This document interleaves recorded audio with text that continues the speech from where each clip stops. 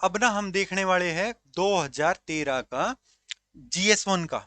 GS 1 का अपना 2013 question है 10 नंबर का। ठीक है। और क्वेश्चन इतना अच्छा है ना, जिसकी हद नहीं। क्वेश्चन क्या है कि भैया, जो हम बचपन से सुनते आ रहे हैं ना, जय जवान जय किसान वाला, वो नारा क्यों आया, उसकी सिग्निफिकेंस क्या थी, और उसके आने के रीजन क्या थे, ये चीज बताओ भाई। नॉर्मल सी चीज है। और ये ना, जब ये क्वेश्चन मैंने फर्स्ट टाइम पढ़ा था ना, कि ऐसा ऐसा क्वेश्चन आया हमारे इसमें, जय जवान जय किसान वाला, मेरा दिल खुश हो गया था ये देखते ही, कि अच्छा ये वाला भी, ऐसी ऐसी चीजें भी पूछती है यूपीएससी। क्योंकि ना हम बचपन में जो भी है, ट्रेली होगी, ट्रक हो गए, इन चीजों पे लिखा देखते थे और बहुत ज्यादा कनेक्टेड फील होता था। और हमेशा पूछते थे कि ये कहाँ से आया, क्यों आया, क्या जरूरत है। और एक जो अपनी सोल्जर्स के लिए या किसानों के लिए ना रिस्पेक्ट बढ़ जाती थी। तो उसमें पापा बताते थे कि उस टाइम पे जो लाल बहादुर शास्त्री है, खाने की कमी होती थी या युद्ध वगैरह हो रखे थे, इस वजह से हमें मोरल बूस्ट करना था, इसलिए ये चीजें आई, जय जवान जय किसान, और ये नारा आया था, बहुत ज्यादा सक्सेसफुल हुआ था। तो ये चीजें एकदम कनेक्ट हुई, अच्छा यार यूपीएससी ये भी पूछता है। तो फिर इस पे जब ये पढ़ा आराम से, तो अच्छा लगा। जो चीजें बताई थी घर वालों ने, वही चीजें यहाँ पे मिली। ठीक है। तो इसमें होगा क्या, बेसिकली कुछ नहीं है, बहुत आसान सा क्वेश्चन है, बहुत प्यारा सा। आपको नॉर्मल, अगर आपको इतना भी पता है ना कि ये लाल बहादुर शास्त्री जी ने दिया था, तो आप इसका ना पीछे का बैकग्राउंड, सिग्निफिकेंस वगैरह सब कुछ अपने आप आइडिया लगा लोगे। पढ़ा लिखा इंसान आराम से लगा लेगा। ठीक है। हमें अगर पता हो तो अपने लाल बहादुर शास्त्री जी, लबासना जिनके नाम पर है, जहाँ पे आप सब जाना चाहते हो। ठीक है। तो शास्त्री जी कब से कब अपने पीएम रहे? पीएम रहे थे 64 से 66 तक, लगभग वैसे लगभग 1.5 साल रहे थे। 7 जून से लेके 7 जून और 1964 से लेके कुछ जनवरी, 7 जनवरी आई थिंक, जिस दिन वो एग्रीमेंट, 11 जनवरी एग्रीमेंट हुआ था, फिर उनकी मिस्टीरियस उसमें मौत हुई थी। ठीक है। तो तब तक वो लगभग 1.5 2 साल रहे थे वो अपने प्राइम मिनिस्टर। तो जो ये उन्होंने नारा दिया, तो इसी टाइम पे तो दिया होगा ना, इसलिए तो इतना मतलब पूरे इंडिया में फेमस हुआ। और ये आप टाइम फ्रेम देखो, ये टाइम फ्रेम कौन सा है जिसमें इंडिया के हालात इतने ठीक नहीं थे। अभी अभी अभी अभी 1962 में चाइना से युद्ध हुआ, वहां पे सिचुएशन खराब हुई। फिर क्या था कि हम जो भी खाने की चीजें होती थी, वो डिपेंडेंट थे यूएसए वगैरह के ऊपर। यूएसए आंखें दिखाने लग गया था कि हम नहीं देने वाले खाना। उनकी एक स्कीम होती थी, PL 480। PL 480 मतलब पब्लिक लॉ 480। उसमें क्या करते हुए लोग, कि उनके पास जो भी खाना है, कमोडिटी है जो ज्यादा है, सरप्लस है, उनको वो दे देते थे, कुछ ग्रांट, एज ए ग्रांट मान लो, या फिर सस्ती कीमत में मान लो। ठीक है। तो उसके ऊपर बोलते थे कि हम आपको गेहूं नहीं देंगे, खाना नहीं देंगे, मतलब गेहूं। और उस टाइम पे अपने इंडिया में इतना गेहूं होता नहीं था, प्रोडक्टिविटी यील्ड वगैरह बहुत कम थी। तो हुआ क्या, वो भी फार्मर्स को भी, मतलब जो फार्मर्स है उनको भी बूस्ट करना, उनका भी मोरल बूस्ट करना है। लोगों को भी ये ग्राउंड रियलिटी बतानी है कि अभी इतनी हालत अच्छी नहीं है। तो फिर चीजें होती है कि एक अच्छा लीडर क्या करता है, उसको अच्छे तरीके से प्रेजेंट करता है। तो उन्होंने प्रेजेंट किया था ये जय जवान जय किसान बोल के। ठीक है। कि किसानों की और सोल्जर्स को सलाम है। ठीक है। तो उसमें हुआ क्या, कि हमें बेनिफिट मिला। बेनिफिट क्या मिला, फार्मर्स को बूस्टअप मिला, सोल्जर्स को बूस्टअप मिला। 1965 में फिर लड़ाई वगैरह के सीन थे पाकिस्तान के साथ, इनफैक्ट लड़ाई भी हुई है वहां पे, ये सोल्जर्स की मतलब पूरे बूस्ट थे, हराया भी पाकिस्तान को। ठीक है। और सिचुएशन बदली, बहुत सारी चीजें बदली, बहुत सारा आउटकम अच्छे अच्छे निकल के आए। तो जस्ट आपको अगर हल्का सा भी आइडिया है कि लाल बहादुर शास्त्री जी ने ये इस टाइम पे दिया है, और हल्की सी ग्राउंड रियलिटी है, आपने हल्की फुल्की मॉडर्न अपनी इंडिया की बुक पढ़ रखी है, सुन रखी है, तो वहां से भी आंसर दे सकते थे। ठीक है। अब इसका आंसर का थोड़ा सा देख लेते हैं, वैसे देखने की जरूरत नहीं, जितना बताया मोर देन सफिशियंट है।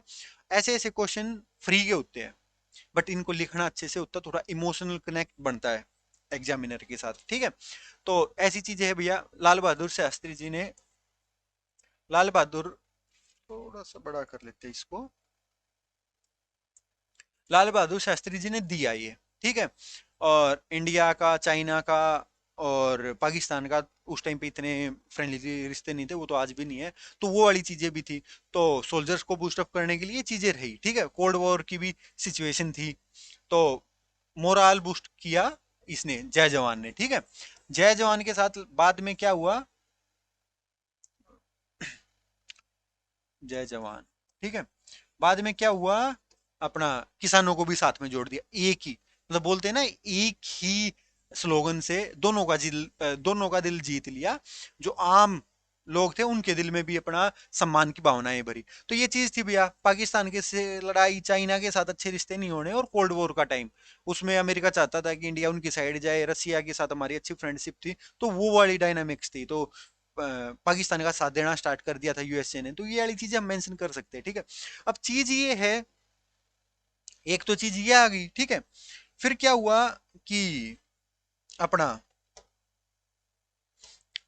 दूसरी रियलिटी क्या हो रखी थी खेती में, उसमें क्या हो रखा था, फूड शॉर्टेज थी। अपनी पॉपुलेशन उस टाइम पे अच्छी खासी हो गई थी, तो फूड शॉर्टेज थी, प्रोडक्टिविटी वो नहीं थी। उस टाइम तक ग्रीन रिवॉल्यूशन आया नहीं था, वो आया था 1967 में, 1967 में वो आया था। व्हाइट रिवॉल्यूशन उसके बाद आया। तो वो वाली चीज आई नहीं थी, अभी उतने हम हुए नहीं थे, बट हमें अपना खाना तो सबको खिलाना था। तो फिर ऊपर से क्या, एक तो वैसी ही कमी है खाने की, ऊपर से सूखा और पड़ गया, तो और ज्यादा। ऊपर से जो यूएसए था, जो PL 480 स्कीम के तहत हमें खाना दे रहा था, मतलब गेहूं वगैरह दे रहा था, उस वो मना कर रहा था, बार बार आंखें दिखा रहा था। तो उस टाइम पे अपना बूस्ट करना था मोरल, तो हमने वो बूस्ट किया, ये जय जवान जय किसान से लाल बहादुर शास्त्री जी ने। और कॉन्फिडेंस वगैरह फार्मर्स में भी हुआ कि हम कर सकते हैं। और आगे एक साल बाद ही 1967 1967 से ही प्रोडक्ट ग्रीन रिवॉल्यूशन आया, नॉर्थ इंडिया, हरियाणा, पंजाब वाले रीजन में।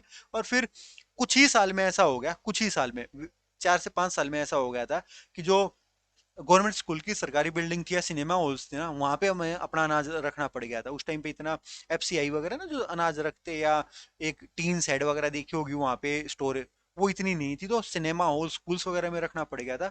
इतना मतलब अनएक्सपेक्टेड रिजल्ट आए थे ग्रीन रिवॉल्यूशन के, ठीक है। तो इतना बूस्टअप हुआ फाइनली इसका। अगर हम आउटपुट बताए तो क्या होगा कि प्रमोट ट्रस्ट को प्रमोट किया, और एक रिस्पेक्ट को प्रमोट की, मतलब अमंग ऑल द इंडियंस। ये चीज है। ये इस टाइप की चीजें मैंने शॉर्ट में बताई है, शॉर्ट में मतलब पॉइंट बता दिया आपको, भैया इस पॉइंट पे सोचना मोर देन सफिशिएंट है। ऐसे ही आपको लिख देना। वैसे मैंने ये जो क्वेश्चन है, ये पूरा क्वेश्चन के फॉर्मेट में आपको एज ए PDF दे भी रखा है।